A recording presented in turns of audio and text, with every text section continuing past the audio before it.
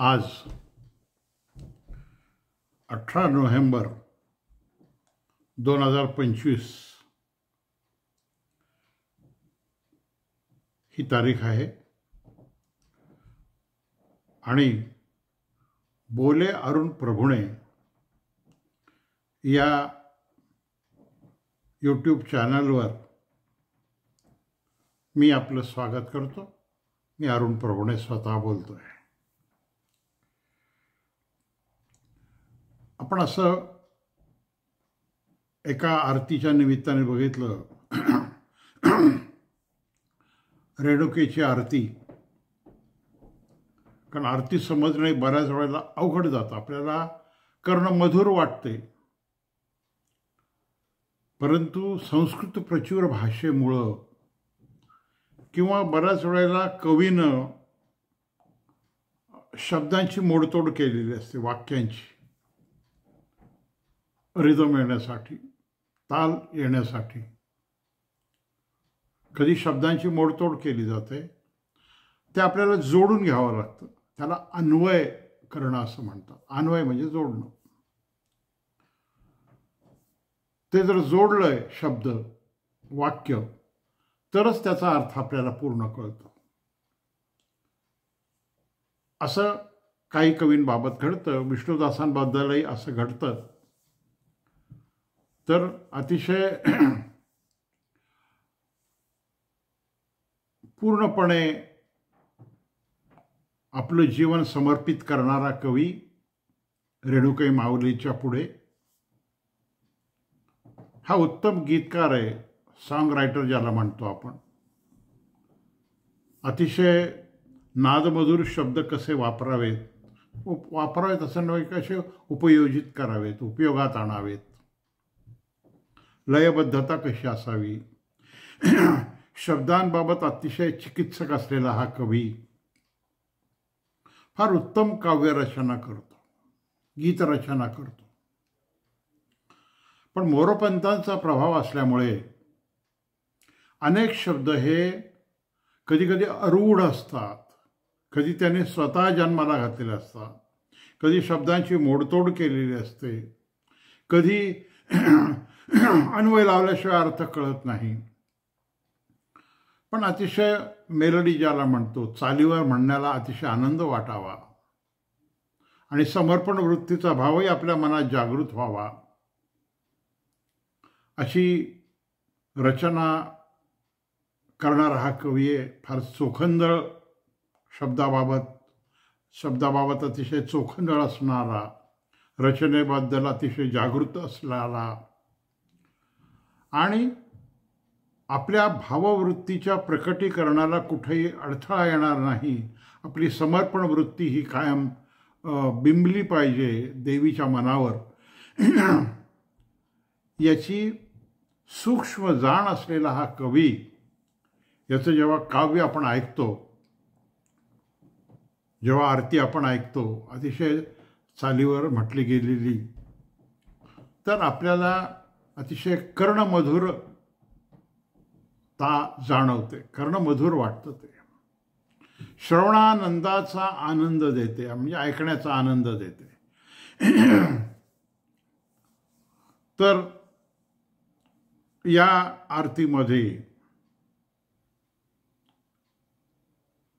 मी जी आत्ता आरती घेतलेली आहे ही सुद्धा संस्कृत प्रचूर शब्दांनी युक्त आहे,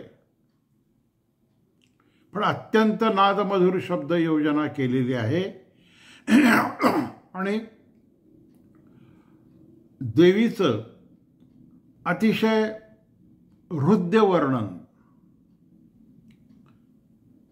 तिच्या अंगयष्टीचं वर्णन, तिनं जे अलंकार घातले त्या अलंकारांचं वर्णन अतिशय वाचनीय आहे, अतिशय सुंदर आहे. तर आणि म्हणून ही काव्यदृष्ट्या सुद्धा आपल्याला चांगली वाटणारी अशी रचना आहे. माहूरगडावरती आपण पाहिलं की रेणुका मातेचं पूर्ण शक्तिपीठ आहे. या रेणुका देवीचा हा दास आहे. स्वतःला विष्णुदास म्हणून घेतो. मी विष्णूचा दास आहे या अर्थानं. तर आपण या रचनेकडे वळूयात. जय जय जगदंबे श्री अंबे रेणुके कल्प कदंबे जय जय जगदंबे.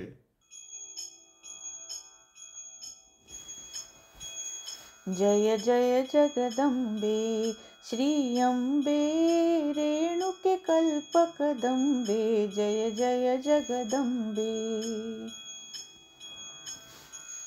अनुपम स्वरूपाची तुझी घाटी अन्य नसे या सृष्टी तुझ समरूप दुसरे परमेष्टी करिता झाला कष्टी शशी रस रस रसला वदन पुटी दिव्य सुलोचन दृष्टी सुवर्ण रत्नांच्या शिरी मुकुटी लोपती रवी शशी कोटी गजमुखी तुझ स्तविले हे रंबे मंगल सकळारंभे जय जय जगदंबे.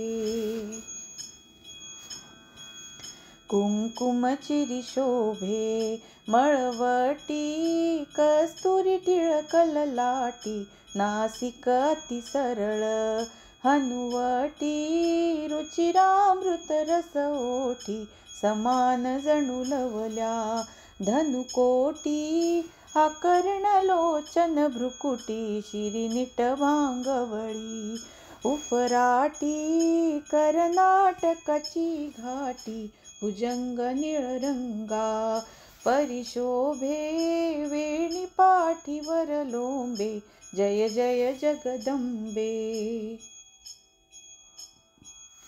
कंकणे कनकाची मनगटी दिव्य मुद्या दशबोटी बाजू बंधन गे बाहुवटी चरचुनी केशर उटी सुगंध पुष्पांचे हारकंठी बहुमोत्यांची दाटी अंगी नवी चोळी जरी काठी पीत पितांबर तगटी पैंजण पदकमळी अतिशोभे भ्रमर धावती लोभे जय जय जगदंबे.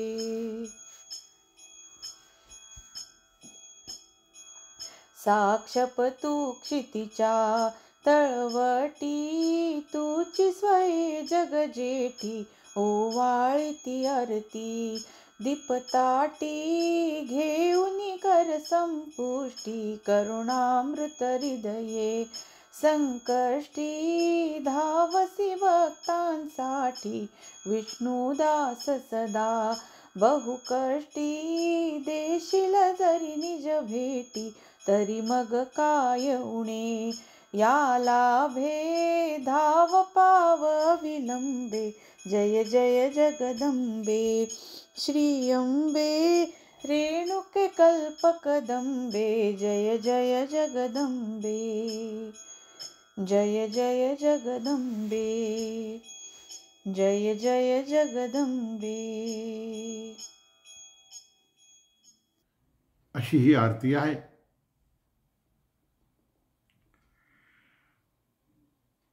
पुढे कवी म्हणतो जय जय जगदंबे श्री अंबे रेणुके कल्पकदंबे जय जय अंबे. अनुपम स्वरूपाची तुझी घाटी. अनुपम,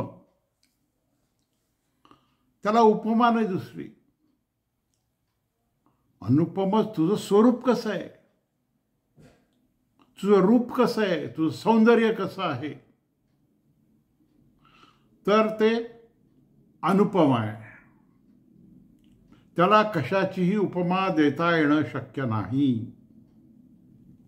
अशी अनुपम स्वरूपाची तुझी घाटी, ठेवण, घाटी, स्वरूप, तुझ्या सौंदर्याचं स्वरूप, तुझ्या सौंदर्याचं रूप, तुझ्या सौंदर्याची घाटी अनुपम आहे. कुणीच त्याला उपमा देऊ शकत नाही, कुठलाही कवी शब्दबद्ध करू शकत नाही. अन्य नसे या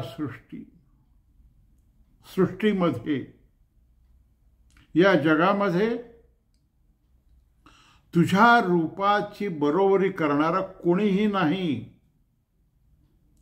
कोणी तर नाहीच नाही, पण त्याचं वर्णन करण्याची शक्ती सुद्धा कोणात नाही, कारण ते अनुपम आहे. त्याला कशी उपमा देणार, काय उपमा देणार? अनुपम स्वरूपाची तुझी घाटी, अन्य नसे या सृष्टी, तुझं समरूप दुसरे. हे आई, तुझ्यासारखं रूप या सृष्टीत दुसरं कुणाचंही नाही, असूच शकत नाही. करिता झाला कष्टी. कोण? ब्रह्मदेव.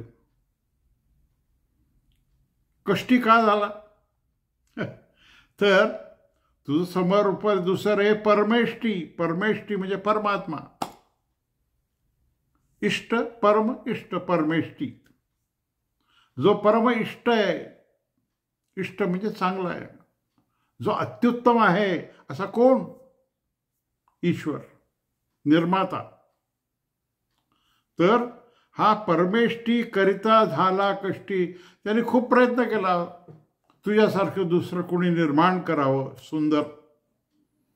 नाही, तो कष्ट त्याचे वाया गेले. तो कष्टी झाला, थकला. कसा? आता पुढं मग वर्णन चालू होतं, कशी सुंदर आहेस तू. शशी रस रस रसला. बघा, शब्दांची रची पुनरावृत्ती, ज्याला अनुप्रास अलंकार म्हणतात. शशी म्हणजे चंद्र. जसा शशीचा रस म्हणजे चांदणं पडावं, तो शशीरस रस रसला. जसं कोजागिरी पौर्णिमेचं, अश्विनी पौर्णिमेचं चांदणं रसरशीत असावं, आल्हाददायक असावं, सुंदर असावं, आपल्या डोळ्यांना निववणारं असावं. असं हे जे शशी रस रस रसला वदनपुटी, असं तुझ्या रूपाकडे पाहून, तुझ्या मुखचंद्राकडे पाहून असं वाटतं, इतकं सुंदर आहे तुझा चेहरा, की जणू काय सौम्य शीतल असं चांदणच पसरलंय की काय. इतकी शीतलता, मधुरता तुझ्या चेहऱ्यात आहे. वदनपुटी दिव्य सुलोचन दृष्टी. सुलोचन, लोचन म्हणजे डोळे, सु म्हणजे चांगला, सुंदर. चेहरा तर चांगला आहे, पण तुझे लोचन सुलोचन आहेत. वदनपुटी, तुझ्या चेहऱ्यावर शोभून दिसणार आहेत. म्हणून वदनपुटी दिव्य सुलोचन दृष्टी. नुसते सुंदर नाही आहेत, दिव्य आहेत, तेजपुंज आहेत. तुझी दृष्टी कशी आहे? तर तेजपूर्ण आहे. म्हणून शशिरस रस रसला वदनपुटी दिव्य सुलोचन दृष्टी. चेहरा चांदण्यासारखा शीतल आहे, पण तुझी नजर, तुझे डोळे, तुझे लोचन हे अतिशय तेजस्वी आहेत, दिव्य आहेत. तुझी दृष्टी दिव्य आहे. ही दृष्टी ज्यावर पडेल त्याचं कल्याण होईल. ही साधी दृष्टी नाही, हे साधे लोचन नाहीत. सुवर्ण रत्नांच्या श्रीमुकुटी लोपती रवीर शशी कोटी. तुझ्या डोक्यावर, तुझ्या मस्तकावर माणसाचं डोकं असतं, परमेश्वराचं किंवा परमेश्वरीचं मस्तक असतं. म्हणून प्रत्येक ठिकाणी आपण देवाची पूजा जेव्हा करतो, आपला आंघोळ करतो, आपला अंग पुसायला टॉवेल असतो. आपण देवाला आंघोळ घालतो, पण आंघोळ म्हणत नाही त्याला. आपण त्याला पूजा म्हणतो, अभिषेक म्हणतो. आणि मग त्याला जे आपण पुसतो त्याला आपण फडकं म्हणत नाही, वस्त्र म्हणतो. असा प्रत्येक बाबतीत आपण फरक करतो. तर सुवर्ण रत्नांच्या श्रीमुकुटी, तुझ्या शिरावर, तुझ्या मस्तकावर जो मुकुट आहे तो रत्नजडित मुकुट आहे. सुवर्ण रत्न, सोन्याचा, रत्नानं मढवलेला असा मुकुट तुझ्या शिरावर आहे. त्याचं तेज,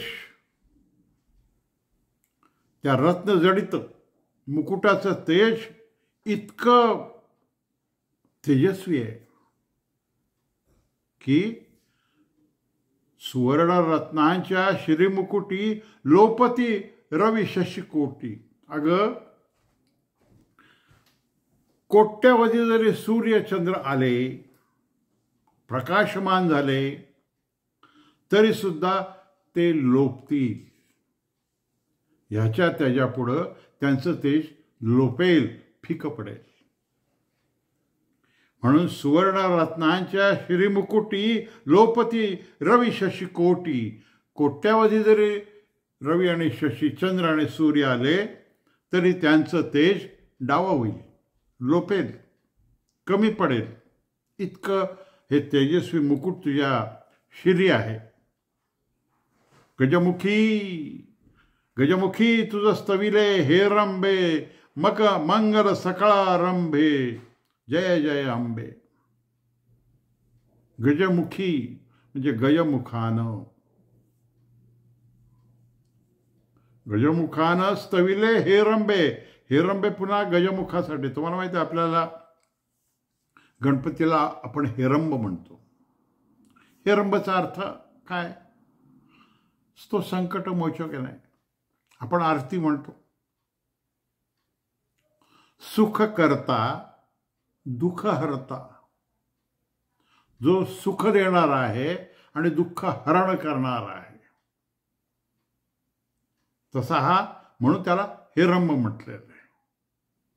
हेरंबे आणि गजमुखी, गजमुखातून ज्या संकट दूर करणाऱ्या गणपतीनं तुझं स्तविले, त्याला अन्वय म्हणतात.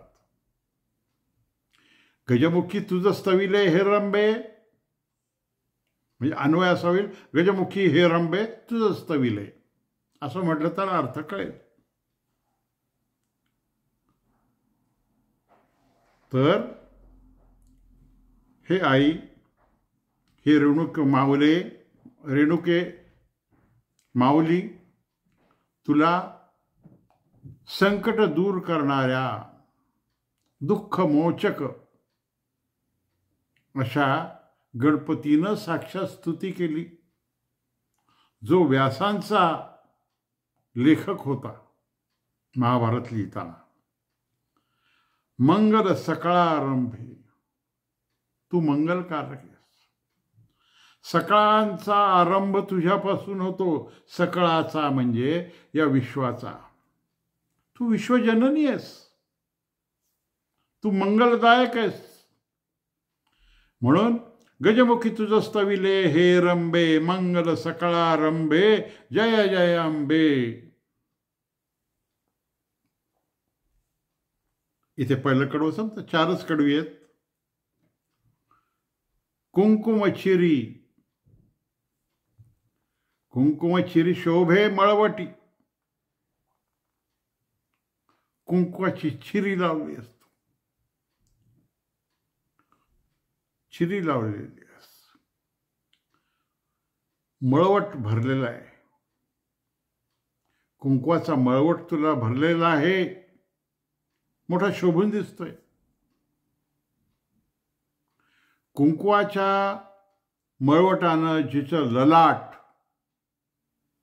जिचं मळवट शोभून दिसतंय, अशी तू आहेस. कस्तुरी टिळक ललाटी. शिवाय तुझ्या ललाटावर, कपाळावर कस्तुरीचा टिळक लावलेला आहे. कस्तुरी तर फारच दुर्मिळ आहे आता, आपल्याला माहिती आहे. कस्तुरी मृग शब्द ऐकलाय आपण. मृग सगळेच असतात, म्हणजे मृग म्हणजे हरिण, पण कस्तुरी मृगाची एक जात वेगळी आहे असं म्हणतात. की जे कस्तुरी मृग असतात त्यांच्या बेंबीमध्ये जो मळ जमा होतो तो मळ अतिशय सुगंधी असतो आणि त्याला कस्तूर असं म्हणतात, कस्तुरी असं म्हणतात. अर्थात हा मृग मारल्याशिवाय आपल्याला कस्तुरी मिळत नाही आणि असे मृगच मुळात कमी आहेत आणि पशुहत्या करण्यावरती बंदी आहे, शिकार करण्यावर बंदी आहे, म्हणून कस्तुरी दुर्मिळ झालेली आहे. पण या मातेला कस्तुरीचा मळवट भरलेला आहे, ललाटी मळवट घातलेला आहे, कपाळावरती कुंकवाची टिकली आहे किंवा चिरी लावलेली आहे, नासिका ती सरळ, तुझं नाक नपट चिपट नाही, सरळ नाकाची. सौंदर्याची काही लक्षणं आहेत. ती संस्कृत पंचमहाकाव्यापासून आपल्याकडे आली. हिंदी गाण्यांमध्ये सुद्धा त्याचं रिफ्लेक्शन पडलेलं दिसतं. मराठी प्राचीन कवितेमध्ये तर मोठ्या प्रमाणात की नाक कसं असावं तर ते सरळ असावं, सौंदर्याचं एक लक्षण. तर नासिका अति सरळ, हनुवटी घाटदार हनुवटी आहे आणि रुचिरामृत रस ओठी. रुचिर म्हणजे रक्त, रुचिरामृत रक्तासारख्या रक्तवर्णी शब्द आहे. रक्तवर्ण म्हणजे अतिशय गुलाबी अशा रंगीत गुलाब रंगानं व्याप्त असलेल्या तुझ्या ओठांमध्ये अमृत आहे. रुचिरामृत रस ओठी, तुझे ओठ हे रक्तवर्णी आहेत आणि ते अमृतासमान मधुर आहेत, मधुर भाषण करणारे आहेत, कारण मधुर असा आशीर्वाद त्या ओठांमधून बाहेर पडतो. घाटदार हनुवटीची, सरळ नासिकेची आणि रसरसलेल्या रक्तवर्णी ओठद्वयांची अशी ही रेणुका माऊली आहे. शिरीनीट भांगवळी, तुझ्या शिरावर जो भांग पाडलेला आहे, तुझ्या केसांचा जो भांग आहे तो नीट आहे, असा वेडावाकडा नाही आहे, शोभून दिसतो तुला. शिरीनीट भांगवळी उफराटी, कर्नाटकची घाटी. कर्नाटकी स्त्रिया जसा असा मागं उलट करून टाकतात, असे घेणं वेगळं, असं घेणं वेगळं. केसांची वळण तुझी कर्नाटकाच्या प्रमाणे घाटी आहे केसांची, असं वळण आहे त्या केसांचं. सरळ नीट भांग आहे. भुजंग निळरंगा, केस कसे आहेत? भुजंग निळरंगा परिशोभे वेणी पाठीवर लोंबे. तुझ्या पाठीवर जे आपल्याकडे हे परत संस्कृत महाकाव्यातून आलेल्या कल्पना आहेत की स्त्रीचे केस हे लांब असावेत, काळे भोर असावेत, कारण रंगाच्या अनेक छटा केसांमध्ये दिसतात. द्रौपदी हिचं एक नाव योजनगंधा पण होतं. असं म्हणतात की द्रौपदीच्या शरीराला सुटणारा जो सुगंध होता तो एक योजनभर, योजन हे जुनं परिमाण आता किलोमीटर आलं, 1 योजन म्हणजे 2 मैल, 2 मैल म्हणजे 3 किलोमीटर, ती योजनगंधा होती. पृथ्वीवरची एक सुंदर स्त्री होती द्रौपदी, आणि तिचे केस इतके लांब होते की ते टाचेपर्यंत यायचे मागून, काळे भोर केस. तर भुजंग निळरंगा परिशोभे वेणी पाठीवर लोंबे. आणि अशा लांब सडक केसांची जेव्हा एखादी सुंदर स्त्री वेणी घालते तेव्हा तिचा तो शेपटा किंवा तिची ती वेणी जेव्हा ती पुरंदरी चालते, ती पुरंदरी चालायला लागल्यानंतर, पुरंदरी म्हणजे सुंदर स्त्री चालायला लागल्यानंतर ती अशी अशी अशी अशी हलते. ते फार रमणीय वाटतं बघायला. आणि म्हणून कवी असं म्हणतो की भुजंग निळरंगा, एखाद्या निळ्या रंगाचा भुजंग असावा, साप नव्हे, भुजंग जाडजूड मोठा. निळ्या रंगाचा, काळसर निळसर रंगाचा एखादा भुजंग असावा. त्याप्रमाणे तुझी ही जी जाड वेणी आहे पाठीवर आलेली, वेणी पाठीवर लोंबे, पाठीवर लोंबणारी ही तुझी जाड वेणी पाहून मला भुजंगाची आठवण येते, जो निळसर काळसर रंगाचा आहे. भुजंग निळरंगा परिशोभे वेणी पाठीवर लोंबे, कंकणे कनकाची, नादमाधुर्य अनुप्रासातून येतो.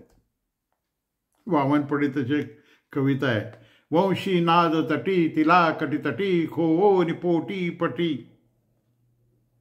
श्रीमा माटे म्हणाले होते, यांनी टी पार्टी दिली, टची पुनरावृत्ती. इथं कंकणे कनकाची, कंकण कनक, न आणि न, क आणि क, कंकणे कनकाची मनगटी. तुझ्या मनगटामध्ये कनकाची म्हणजे सोन्याची कंकण आहेत, बांगड्या वेगळ्या, कंकण वेगळी, अधिक चांगली. ही कंकणं घातलेली आहेस तू, कनकाची मनगटामध्ये कंकणं घातली आहेत. दिव्य मुद्या, मुद्या म्हणजे अंगठ्या, हिला मुदी म्हणतात.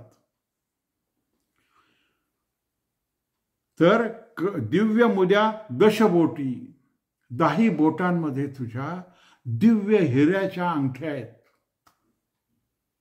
आणि म्हणून तुझी ती लांब सडक निमुळती होत जाणारी बोट अधिक खुलून दिसतात. असा गर्भित अर्थ आहे. शब्द नाही वापरले पण आपल्याला कळतं काय म्हणायचंय कवीला. सूचित अर्थ आहे तो. कंकणे कनकाची मनगटी, दिव्य मुदया दशबोटी, बाजू बंद जडे बहुवटी.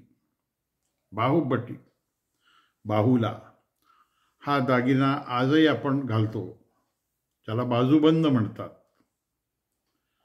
तुझ्या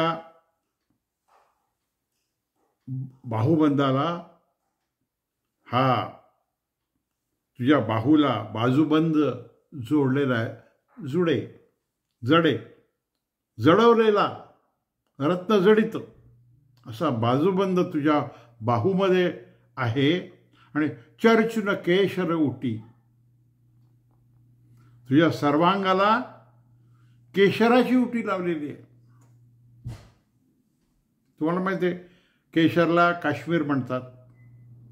काश्मीरमध्ये केशराची खूप झाडं आहेत. काश्मीरमधलं केशर, शुद्ध केशर हे फार सुगंधी असतं. आपण श्रीखंडात वगैरे घालतो.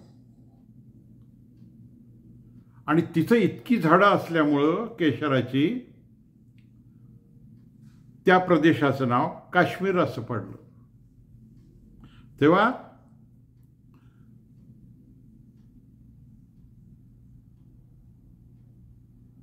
चर्चुने केशर उटी, सगळ्या अंगाला केशराची सुगंधी द्रव्याची अशी उटी लावलेली आहे.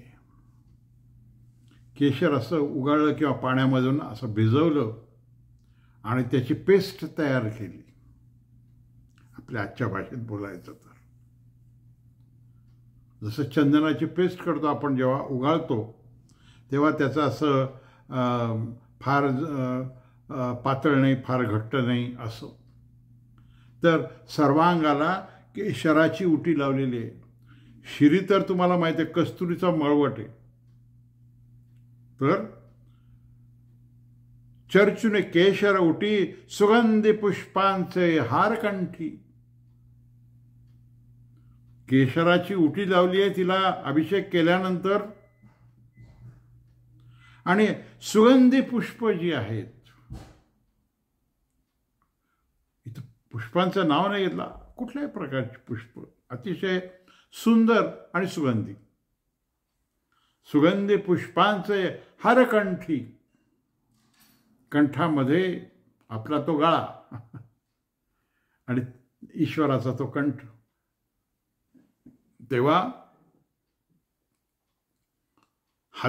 तिचं वर्णन असं आहे, सरळ नाकाची, सुलोचना असलेली, हातामध्ये जिच्या कणक आहेत मनगटाला, हिरेजडित कणक घातलेली आहेत, कंकणं घातलेली आहेत, दाही हातामध्ये जिच्या रत्नजडित मुद्या आहेत, अंगठ्या आहेत. केशराची उटी सगळ्या शरीराला लावली आहे आणि गळ्यामध्ये जिच्या पुष्पहार घातला आहे सुगंधी पुष्पांचा. बहुमोत्यांची दाटी अंगी नवी चोळी, जरी काठी पीत पितांबर तगटी. मोत्यांचे दागिने घातले, बहुमोत्यांची दाटी, खूप दागिने मोत्यांनी मढवलेले आहेत सोन्यात. असे हे मोती, खूप मोत्या, शुद्ध मोती, कल्चर नाही, शुद्ध मोत्यांची दाटी तुझ्या शरीरावर आहे. ते खुलून दिसतात त्यांच्या धवल रंगामुळे, शुभ्र रंगामुळे. मोतिया कलर एक वेगळा असतो, पांढरा स्वच्छ नसतो तो, परंतु थोडीशी पिवळसर झाक असलेला असा तो अतिशय लोभस रंग. बहुमोत्यांची दाटी नवी अंगी नवी चोळी. तुझ्या अंगात नवी चोळी आहे. आणि जरी काठी पीत पितांबर तगटी. तगटी म्हणजे कमरेला, तुझ्या कमरेला तगटी म्हणजे कमरेला जरी काठ असलेला, ज्याचे काठ जरांनी मढवलेले आहेत, किंवा जरी काठी पीत पितांबर. मुळामध्ये अंबर म्हणजे वस्त्र, पीत म्हणजे पिवळं, पितांबर म्हटलं तर भागतं, पण आपण सुद्धा व्यवहारामध्ये बोलताना पितांबर द्या असं नाही म्हणत. आणि गंमत म्हणजे त्याचा ज्याला अर्थविस्तार झाला. लाल रंगाचा असला तरी पितांबर, पिवळ्या रंगाचा असला तरी पितांबर, निळ्या रंगाचा असला तरी पितांबर, जांभळ्या रंगाचा असला तरी पितांबर.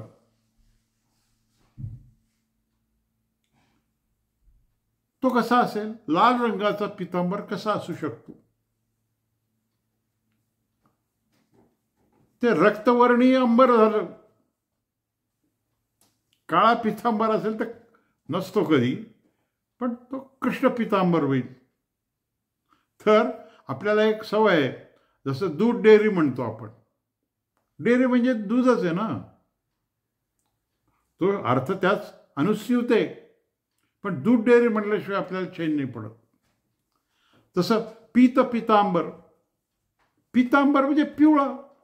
पण कवी पण इथं काय म्हणतो, शब्दांची पुनरुक्ती करण्याकरता, अनुप्रास साधण्याकरता, नादमाधुर्य येण्याकरता, जरी काठी पीत पितांबर तगटी. तुझ्या तगटीला, तुझ्या कमरेला जरी काठी पिवळ्या रंगाचा पितांबर आहे. नवी चोळी तू घातलेली आहेस, हिऱ्या मोत्यांचे दागिने घातलेले आहेस. अशा तिच्या पूर्ण अलंकारयुक्त शरीराचं, उटीयुक्त शरीराचं, सौंदर्याचं वर्णन कवीनं केलं आहे. पुढे पैंजळ पदकमळी, पदकमल आपले ते पाय, रागाने कोणाचं बोलायचं असेल तर तंगड्या, ईश्वराचे पद कमल, त्याचे पद असतात ते कमला इतके सुंदर असतात. म्हणून पदकमल, तिच्या पायामध्ये पैंजण घातलेले आहेत. पैंजणाचा नाद माधुर्य आपल्याला माहिती आहे किती येतं. पदकमळी पैंजण अतिशोभे, भ्रमर धावती लोभे. तिच्या सुगंधाकडे आकृष्ट झालेले, तिच्या कंठामध्ये जे सुगंधी पुष्पांचे हार घातलेले आहेत, त्यामुळे जो सगळीकडे सुगंध दरवळतो आहे, त्यामुळे काय झालं, भ्रमर धावती लोभे. भ्रमर म्हणजे भुंगे. तुम्हाला माहिती आहे, भुंगे हे सुगंधाकडे आकृष्ट होतात. आणि एवढ्या बांबूला भोग पाडणारा, म्हणजे कठोर बांबूला, कठोर लाकडाला भोग पाडणारा भ्रमर जर कमळामध्ये अडकला रात्रीच्या वेळेला, का रात्री कमळ हे मिटतं, तर भुंग्याची हिंमत होत नाही की त्या कमळाला भोग पाडून बाहेर पडावं. तो रात्रभर तिथंच राहतो. जेव्हा सूर्योदय होतो आणि कमल पुन्हा विकसित होतं, तेव्हा त्याची सुटका होते आणि तो निघून जातो. तर असे फुलांच्या मागे भ्रमर धावत असतात. तर तुझं हे शोभणारं जे रूप आहे, तुझ्या गळ्यात शोभणारे जे हार आहेत, ते भ्रमर सुद्धा लोभानं तुझ्याकडे धावायला लागले आहेत की आपल्याला आता इथं फुलांचा मोठा साठा मिळाला, आपण इथं जायला पाहिजे, असं वर्णन आहे. शेवटचं कडवं आहे, चौथं. साक्षपतू क्षितीच्या तळवटी. क्षिती म्हणजे पृथ्वी. साक्षप, तू साक्षात या पृथ्वीच्या तळवटी म्हणजे पृथ्वीवरती, साक्षप म्हणजे सृष्टीची निर्माती, तू इथे आलीस. क्षितीच्या तळवटी म्हणजे भूतलावरती तू अवतार घेतलास. तूची स्वये जगजेठी. अगं तू स्वतः जगजेठी आहेस, विश्वनिर्माती आहेस, साक्षेपी आहेस, साक्षप आहेस, तू निर्माती आहेस, जगजेठी आहेस, ईश्वर आहेस. आणि तू या पृथ्वीवर आलेली आहेस, हे आमचं भाग्य. आम्हाला कुठं बघायला मिळाली असती, आम्ही जगजेठीला कुठं पाहायचं. कुठेतरी असेल आकाशात पुढे तरी वर, माहित नाही आम्हाला. पण तुझ्या रूपानं आम्हाला साक्षात जगजेठी बघायला मिळाली, कारण तू या पृथ्वीवर अवतार घेतलास, या भूतली अवतार घेतलास. ओवाळीत आरती. आम्ही तुझी आरती ओवाळतो आहोत, करतो आहोत. दीपताटी घेऊन कर संपुष्टी. साक्षपतू क्षितीच्या तळवटी, तूच स्वये जगजेठी. ओवाळीत आरती दीपताटी घेऊन कर संपुष्टी. संपुष्ट हे याला म्हणतो आपण. दोन हातांमध्ये आरतीचं तबक घेऊन, कर संपुष्टी दोन हातांमध्ये, संपुष्ट म्हणजे दोन हातांमध्ये आरतीचं तबक घेऊन आम्ही दीपताटी, ताटांमध्ये म्हणजे तबकामध्ये दीप ठेवून म्हणजे निरांजन ठेवून, ओवाळीता आरती, आम्ही आरती ओवाळतो आहोत तुला, तुझी आरती करतो आहोत. करुणामृत हृदय. तो म्हणला हे तर मी वर्णन केलं, पण हे झालं बाह्य शरीराचं, सौंदर्याचं, अलंकाराचं. पण एवढ्याने कसं होईल? शरीराबरोबर जिचं हृदय, जिचं मन करुणामृत हृदय, करुणेच्या अमृतानं जिचं हृदय परिपूर्ण आहे, जी करुणेचं अमृत आमच्यावरती शिंपडेल, तिचं हृदय करुणेनं व्याप्त आहे. करुणरूपी अमृतानं जिचं हृदय व्याप्त आहे, ती जगजेठी, ती रेणुका माऊली आमच्यावर अमृताचा वर्षाव करेल आणि आमचा उद्धार करेल. करुणामृत हृदयी संकटी धावसी भक्तांसाठी. भक्तांना जर संकट पडलं, नेहमीच पडतं, आणि आपलं कोण तारणार आहे? कुणात अशी हिंमत आहे, कुणात अशी शक्ती आहे की जो संकटात धावून आपल्याला सहजपणे मुक्तता देईल? ती तू आहेस. तुझं हृदय करुणरूपी अमृतानं व्याप्त आहे. आणि म्हणून भक्तांना जेव्हा संकट पडतं, भक्तांना जेव्हा दुःख झेलावं लागतं, त्या दुःखाचं विमोचन करणारी तू आहेस. धावसी भक्तांसाठी. आपल्याला जेव्हा आणीबाणीची वेळ येते तेव्हा आपण लगेच म्हणतो, अरे देवा, देवा तू ये आणि आम्हाला वाचव. आणि आपण जेव्हा वाचतो, संकटमुक्त होतो, तेव्हा म्हणतो, देवाने वाचवलं बरं आम्हाला, नाही तर आमचं काही खरं नव्हतं. असा तो ईश्वर, असा तो परमेश्वर, अशी ती जगजेठी जी संकटी धावसी भक्तांसाठी विष्णू दास सदा. जुन्या काळामध्ये कवीचं नाव शेवटच्या चरणामध्ये ओवायची पद्धत होती. ज्ञानदेव म्हणे, नामदेव म्हणे, तुका म्हणे.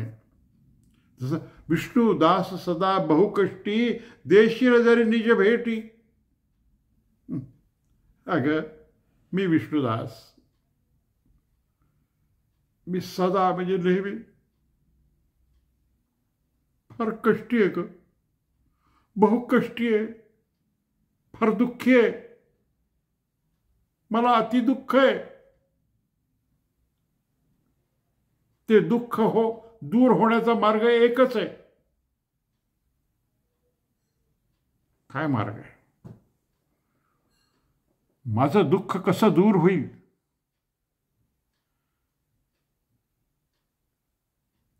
या विष्णुदासाचं दुःख कसं दूर होईल? एका मार्गानं, एका पद्धतीनंच ते दूर होईल. आणि ती पद्धत म्हणजे देशील जरी निज भेटी. तुझी निज भेट जेव्हा होईल, तू जेव्हा मला भेटशील, तू जेव्हा माझ्या साक्षात समोर उभी राहशील आणि मला हृदयाशी कवटाळशील, हे माऊली, तू जेव्हा मला तुझ्या पोटी धरशील, एखाद्या लेकराला आईनं धरावं तसं, तेव्हा माझे कष्ट दूर होतील. माझ्याकडे बघ, हा विष्णुदास इतक्या आर्ततेनं तुझी विनवणी करतोय. तू ये आणि मला माझी सुटका कर या दुःखातून. तू मला भेट दे. विष्णुदास सदा बहुकष्टी देशील जरी निज भेटी, तरी मग काय उणे. अगं, तू मला भेट दिल्यानंतर काय उणं राहील, काय कमी राहील, अजून काय पाहिजे? एकच तर इच्छा राहिली माझ्या आयुष्यात, आणि त्यामुळं मी दुःखानं पिडलेलो आहे. आई, तू यावंस, मला पोटी धरावंस, मला अंधारावंस, मला गोंजारावंस. वत्सा, काय हवं तुला असं विचारावंस. अगं मला बाकी काही नको, तू पाहिजेस फक्त. तुझं दर्शन व्हायला पाहिजे मला. त्यासाठी तर हा जीव तळमळतोय, त्यासाठी तर हा जीव तगमगतोय, त्यासाठीच तर हा जीव उतावळा झालेला आहे.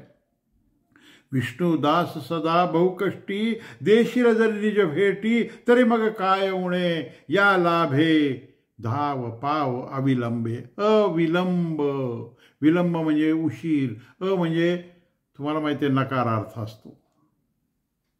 क्षणाचाही विलंब न करता, क्षणाचीही उसंत न घेता, क्षणाचाही उशीर न करता तू ये आणि मला हा लाभ दे. धाव पाव अविलंबे, हे रेणुके धाव पाव अविलंबे. अविलंबानं तू ये, तातडीनं तू ये आणि या दुःखी कष्टी विष्णुदासाला, बहुकष्टी विष्णुदासाचा उद्धार कर. त्याला दर्शन दे, त्याला जवळ घे, त्याला पोटी धर. आई, माझी विनंती ऐकशील का? मी एवढी काव्य रचना करतो, मी तासन तास तुझ्या चरणाशी राहतो, चरणी लीन होतो. आयुष्यात मी कशाची अपेक्षा केली नाही. एवढी एकच अपेक्षा आहे, एवढं एकच दुःख आहे, तू मला भेट द्यावीस. आई, मी हे शब्दाची जी माळा तुला अर्पण केली ती तू धारण करशील ना, शब्दमाला, आणि माझा उद्धार करशील ना, मला दर्शन देशील ना. अशी मोठी आर्त विनवणी, आर्त शब्दात तुझ्या हृदयातल्या अमृताचा वर्षाव माझ्यावर करशील ना ग आई, मला भेट देऊन. अशी आर्त विनवणी करणारी अतिशय हृदय अशी ही आरती जेव्हा आपण म्हणतो, जेव्हा आपण ऐकतो, म्हणतो, तेव्हा आपलं मन अतिशय भरून येतं. आणि आपणही विष्णुदासासारखेच अशीच अपेक्षा करतो की आपल्या या भक्ती आराधनेनं ती रेणुका माऊली आपल्याला साक्षात दिसावी आणि आपण तिची आरती वाळतो. इतक्या सुंदर आरत्या मराठीमध्ये फार अप्रतिम दर्जाच्या कवींनी उत्तम दर्जाच्या आरत्या लिहिल्या. त्यांचा जर अर्थाचा आस्वाद आपल्याला घेता आला आरती म्हणताना, त्यातलं जर मर्म कळलं, त्यातली जर भावना कवीची काय आहे ती कळली, तर आपल्या आरती म्हणण्याचा आणि आरती ऐकण्याचा अतिशय जास्त प्रकारचा आनंद, सखोल आनंद, भरपूर आनंद आपल्याला लाभ होईल त्या आनंदाचा. आणि आपलं हृदय संपुट जे आहे ते आनंदानं व्याप्त होईल.